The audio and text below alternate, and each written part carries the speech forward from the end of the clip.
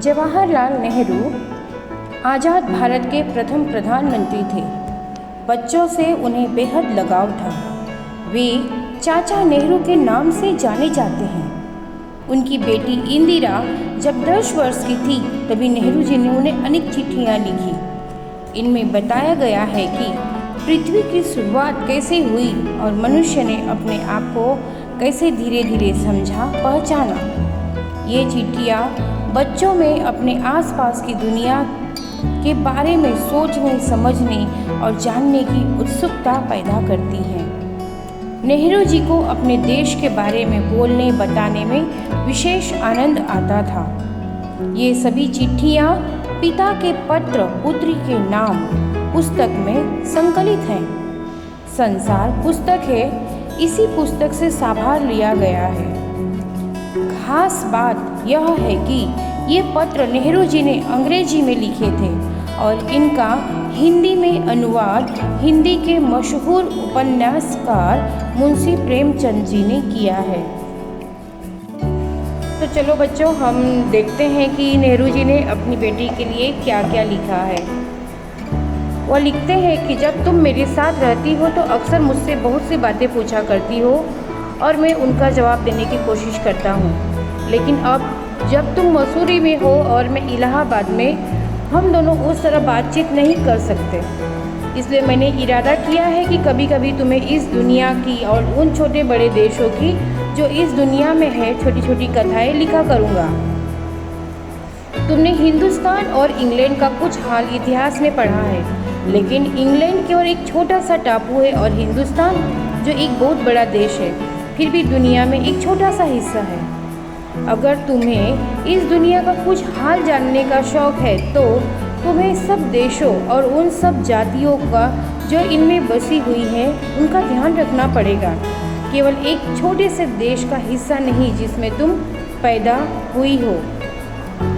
मुझे मालूम है कि इन छोटे छोटे खतों में बहुत थोड़ी सी ही बातें बतला सकता हूँ, लेकिन मुझे आशा है कि इन थोड़ी सी बातों को भी तुम शौक़ से पढ़ोगी और समझोगी कि दुनिया एक है और दूसरे लोग जो इसमें आबाद हैं हमारे भाई बहन हैं। जब तुम बड़ी हो जाओगी तो तुम दुनिया और उसके आदमियों का हाल मोटी मोटी किताबों में पढ़ोगी। उसमें तुम्हें जितना आनंद मिलेगा उतना किसी कहानी या उपन्यास में भी न मिला होगा।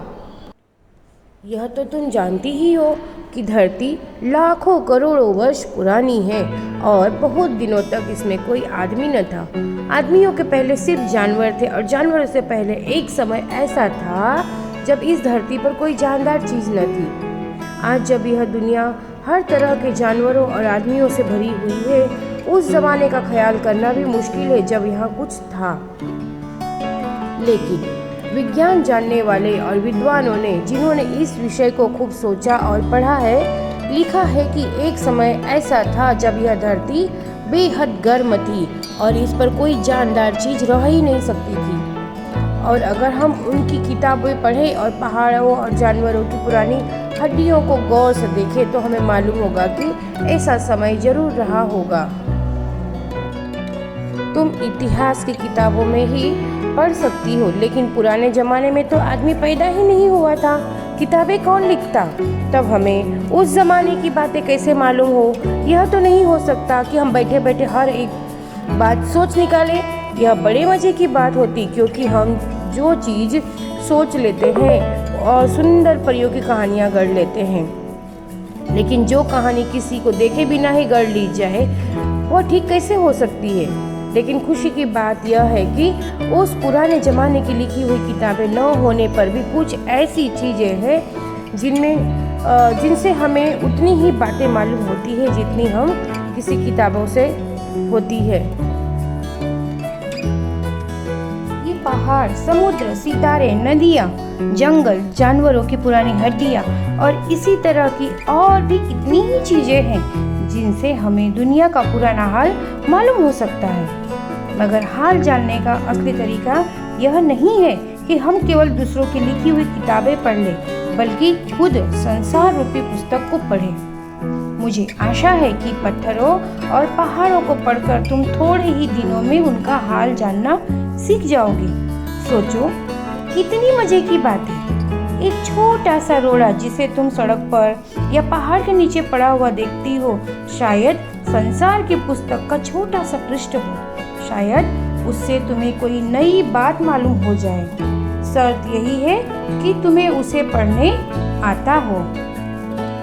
कोई जवान उर्दू, हिंदी या अंग्रेजी सीखने के लिए तुम्हें उसके अक्षर सीखने होंगे। इसी तरह पहले तुम प्रकृति के अक्षर पढ़ने होंगे, तभी तुम उसकी कहानी उसके पत्थरों और चट्टानों की किताब से पढ़ सकोगी। शायद अब भी तुम उसे थोड़ा थोड़ा पढ़ना जानती हो। जब तुम कोई छोटा सा गोल चमकीला रोड़ा देखती हो तो क्या वह तुम्हें कुछ नहीं बतलाता? यह कैसे गोल, चिकना और चमकीला हो गया? उसके खुरदरे किनारे और कोनों का क्या हुआ?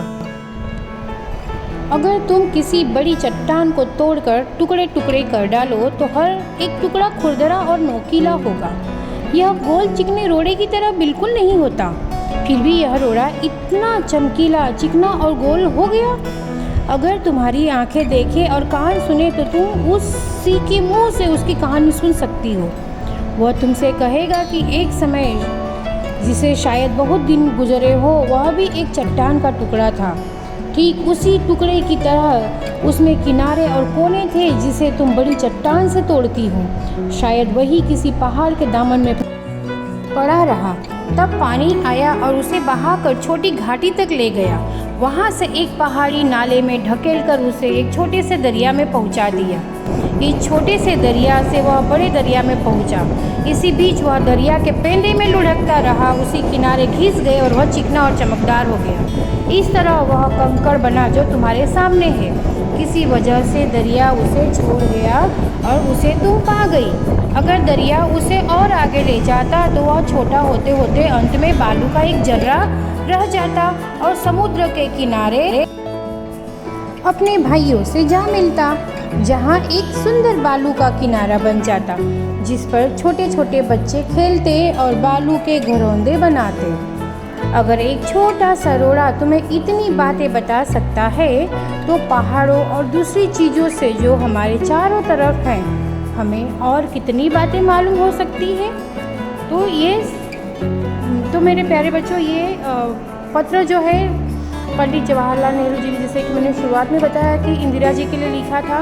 और इन पत्रों को केवल इंदिरा जी के लिए नहीं, अभी इन्हें हमें भी पढ़ना होगा और हमें भी अपना दृष्टिकोण या देखने का नज़रिया थोड़ा सा बदलना होगा। प्रकृति के प्रति हमें भी प्रेम करना सीखना चाहिए। हमें भी थोड़ा अपना लॉजिक लगाकर देखना चाहिए कि क्या, कौन सी चीज़ में किस चीज़ की आकृति बन रही है। जैसे कि कई बार हम देखते हैं ना कि आकाश में बादल होते हैं, लेकिन उनमें हम देखते हैं कि कई तरह की आकृति बन जाती है। इसी तरह से कई पत्थर है, चमकीले पत्थर हो या रोड़ा, उनमें से भी हम देख सकते हैं कि कई कई आकृतियाँ बनती हैं। तो ये सुंदर सा छोटा सा जो हमारा पाठ था संसार पुस्तक है। आशा है कि आप लोगों को समझ में आ गया होगा। अगर आप लोगों को नहीं समझ में आया होगा तो प्लीज़ आप लोग मुझे कमेंट्स कीजिए और मेरे वीडियो को लाइक कीजिए। चलिए, मिलते हैं अगले पार्ट में। तब तक के लिए bye and take care everyone.